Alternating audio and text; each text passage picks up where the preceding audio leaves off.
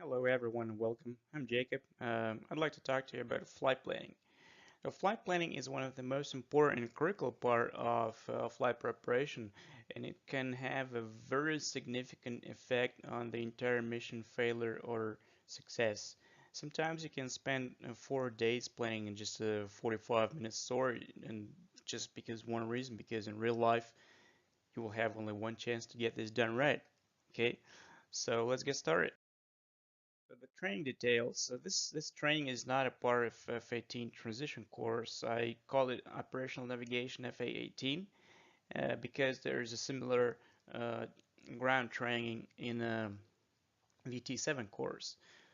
Okay, so desired learning objectives today are to learn flight planning stages, to learn route construction principles, and learn briefing package preparation. Okay.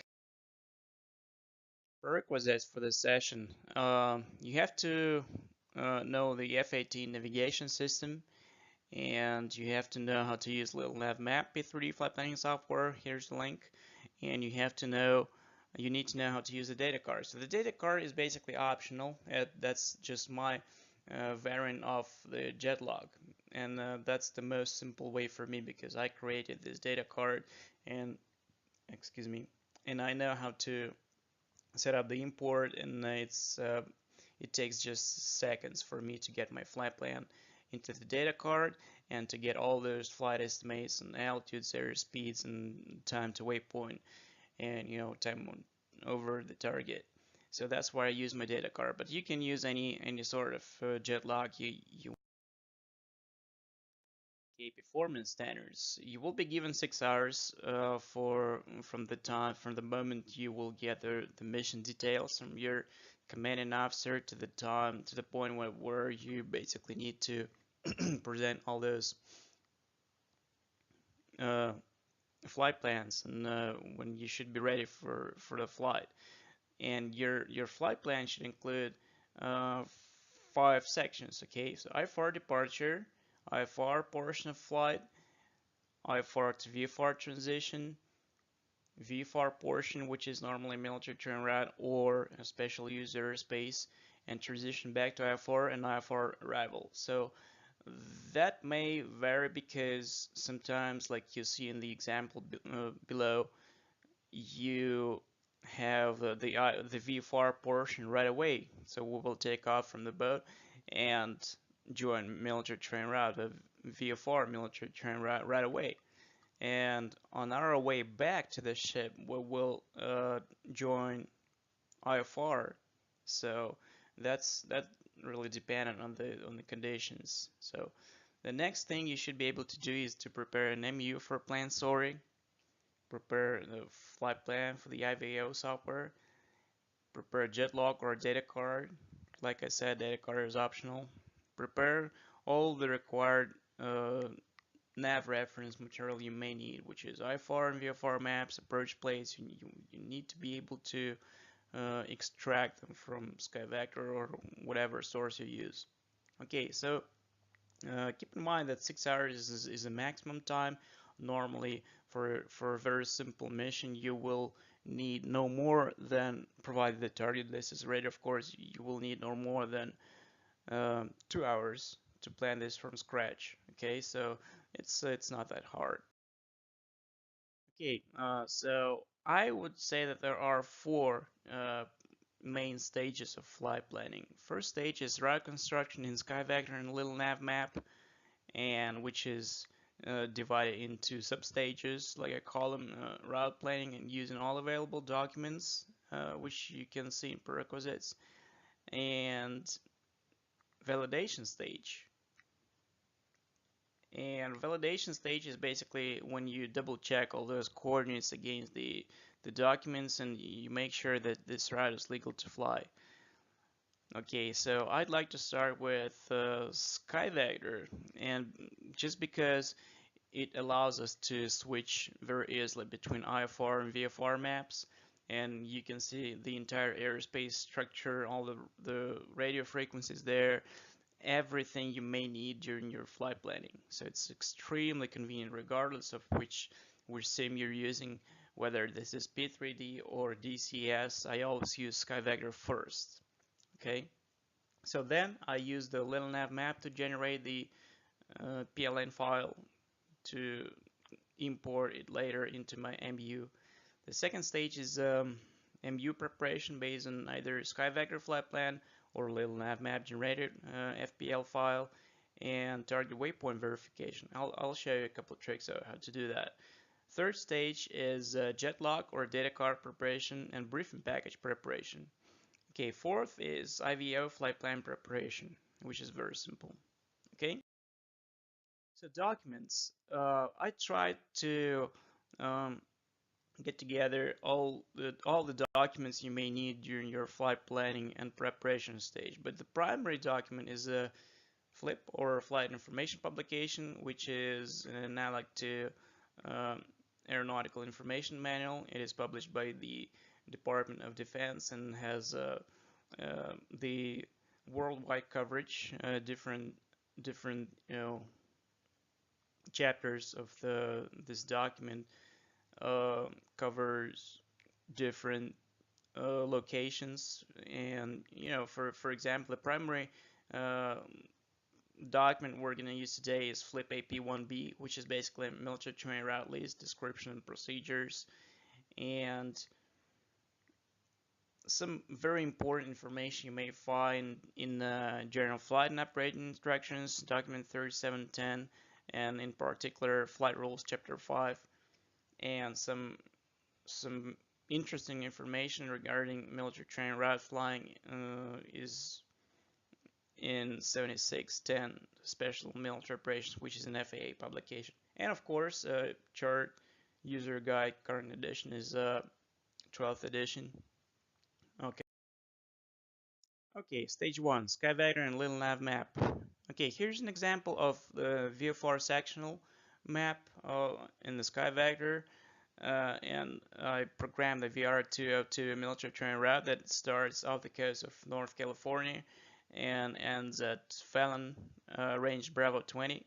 So the reason I like to use the SkyVector first is because I have already got all the airspace structure there, all the military training routes, so I can just right click on the waypoint and program it as geographical coordinates. Okay, here's an example of IFR map. I just made several clicks and I've got the IFR map, so I can make a screenshot and use it later if I'm not using the special software like ForFlight. And here's a small video, and I'd like to show you how I adjust those coordinates. So the reason why I do that is because I want my waypoints very precise, because for some waypoints, if you want to stay within the route structure, there's a specification that you need to fly north or south of track. And how can you do that if your waypoints are not programmed precisely enough? So if you're flying along your flight plan right on track, you're already flying north, so it does make sense. So that's why I want to have them very precise, like they are in FLIP AP1B route description. Okay, and that's a technique how I do that. So once I got all my waypoints there, I save my flight plan. I'm logged in into SkyVector, so I can save my flight plans. I just manually type in those coordinates and save flight plan. One very important trick is that after every second waypoint you added, you need to save your flight plan. Otherwise, changes will not be saved for some reason. I don't know why. So what I did here is just to basically adjusted coordinates of waypoint Bravo of VR202 to show you how it can be done. It's very simple. Just keep in mind that all those coordinates are in degrees, minutes, and seconds, while in FLIP it's degrees, minutes, and decimal minutes. Okay, so you need to be able to convert, which is very simple. Okay. SkyVector and Little Nav Map, and here you can see Little Nav Map software on the right side of the screen, and on the left side is the extraction from AP1B, FLIP AP1B with the VR202 route structure. Okay, so what I would like to show here is how you can program those waypoints in Little Nav map with reference to nearest TechN station. And before you start, make sure you downloaded the P3D database here. Okay, so what you see here is a route structure, vertical structure. I mean, for example, to get to waypoint G, you need to fly between. You need to use the altitude block between 2000 AGL and 1500 AGL, and you have geographical coordinates here and the reference to the nearest TechN station, which is very convenient if you're running out of time and you don't want your waypoints very precise, but the time is a factor and you need to do it fast. So you just if you can afford spending some time here, so you may want to move your cursor somewhere where coordinates will match those specified in the document. So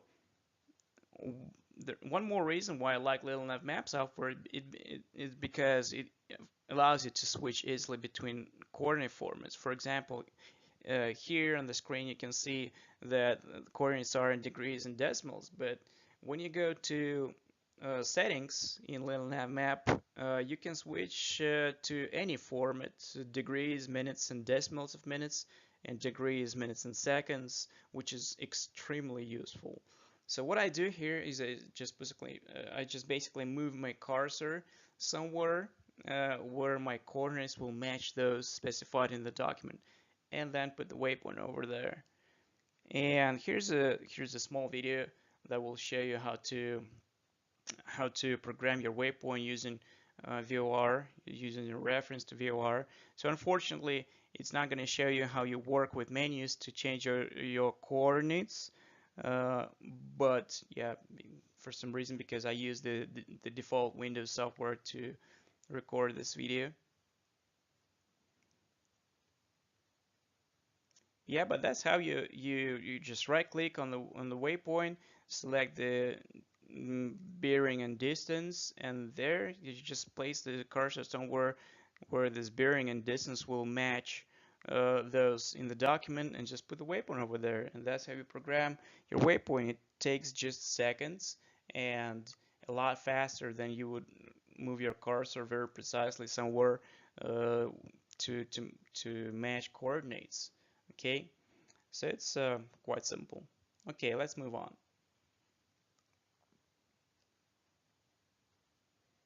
Yeah, before we proceed, one small detail. Here's a target waypoint you see, which is Bravo 20 North Bull, and I just put it there randomly because um, I will have to verify its coordinates later to have it extremely precise, because I want my target diamond right over the target, probably within several feet from the target.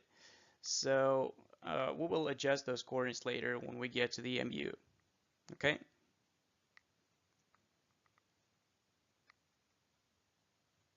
Yeah, once you're done, save flight plan and close Little Nav Map. Now, stage 2, the memory union. So you should be well familiar with this by the time you will watch this video, but here I would like just to show you a couple of tricks that will uh, make your flying more convenient.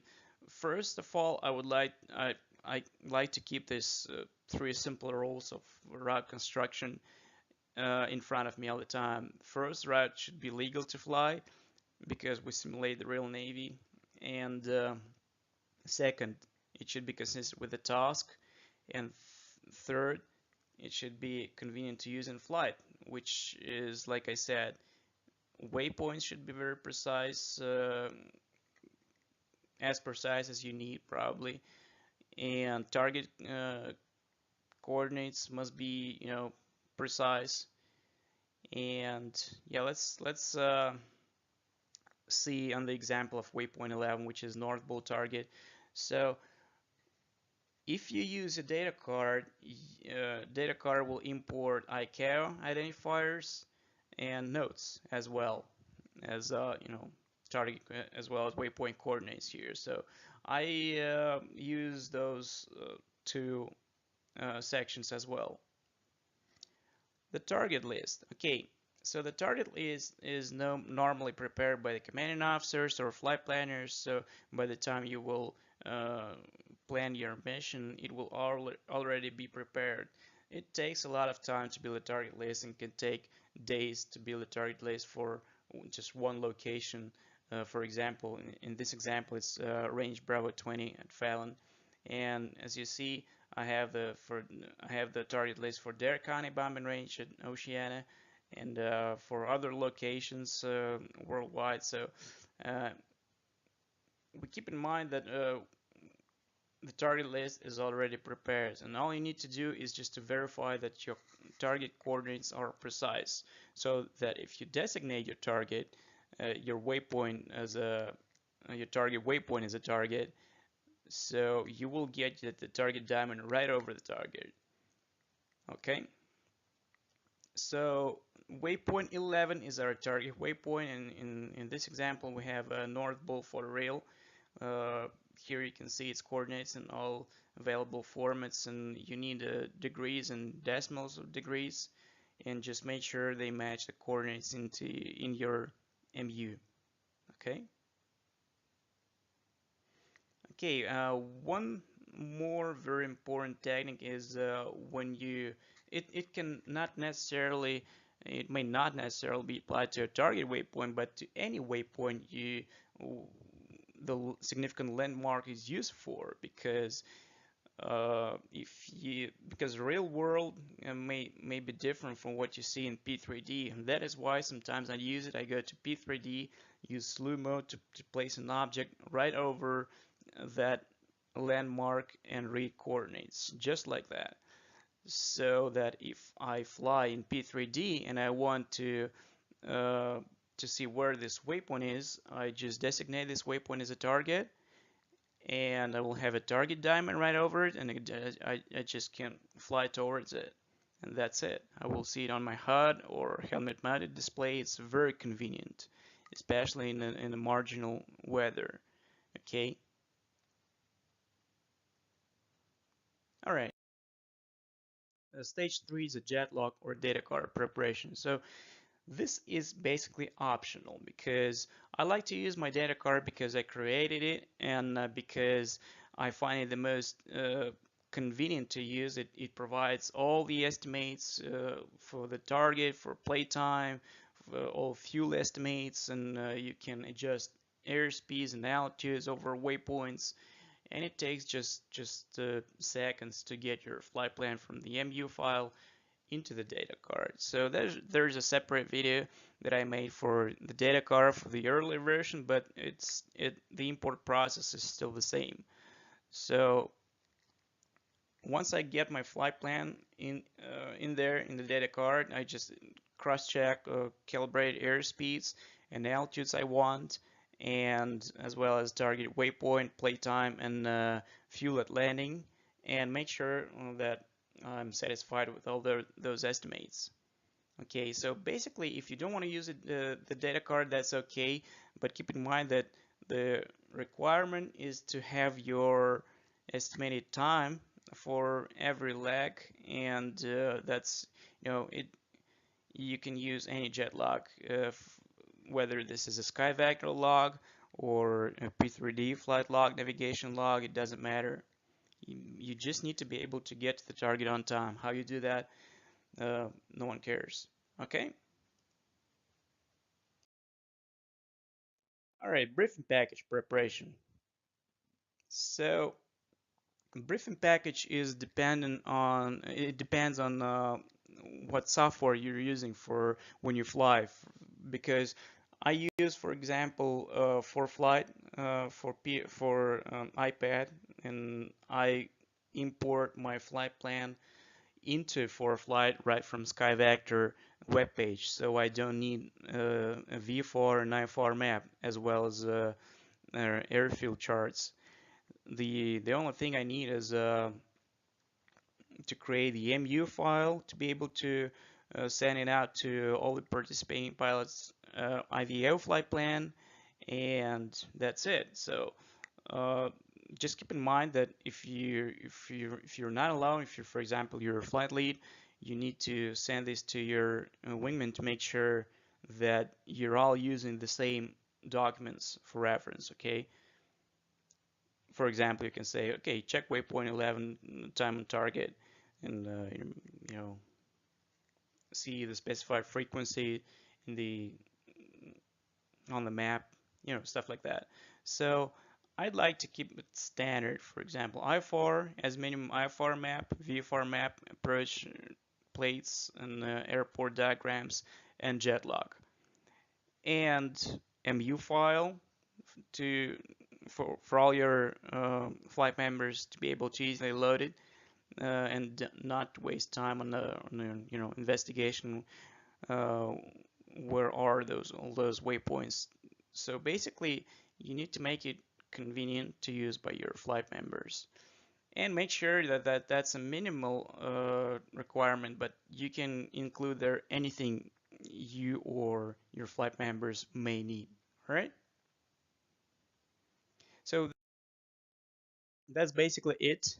And in if you fly in DCS, it's a little different because you use the mission editor there, and but basic principle is still the same, and the structure of your flight planning process remains the same. So if you have any questions, feel free to ask me on the forums or uh, by the email. So I'll be happy to answer. And yeah, see what those guys are doing? Looks familiar, right? Like I said, you can spend hours and days in front of your laptop just planning a 45-minute story just to complete your mission objectives. So I hope you learned something, and have a great flying. I'll see you soon.